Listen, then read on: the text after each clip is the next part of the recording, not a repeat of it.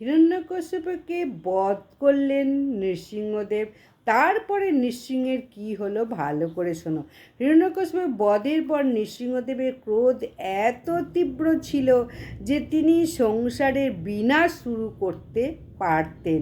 দেবতারা তাকে শান্ত করতে ব্যর্থ হলে শিব স্বরূপ অবতার নিয়ে তার সঙ্গে যুদ্ধ করে শান্ত করেন এবং তার চর্ম গ্রহণ করেন।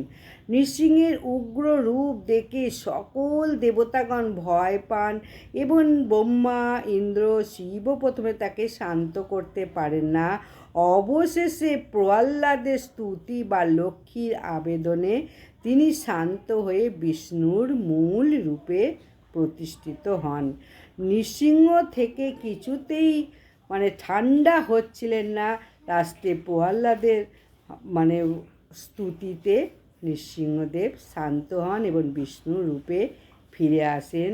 এটা ভাগবত পুরাণেও আছে, লিঙ্গ পুরাণে আছে, আরও অন্যান্য পুরাণে আছে।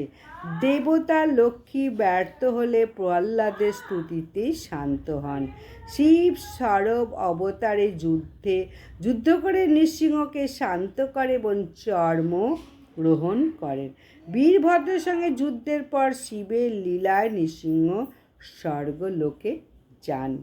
এই কাহিনী বিভিন্ন পুরাণে বিভিন্নভাবে আছে, কিন্তু মূল বক্তব্য হল নৃসিংহের ক্রোধ নিয়ন্ত্রণ এবং ধর্মরক্ষা করা হলো প্রহ্লাদের স্তুতি থেকে। যাই হোক, ভিডিওটা ভালো লাগলে লাইক, সাবস্ক্রাইব, শেয়ার করে দিও। নমস্কার, বিদায়।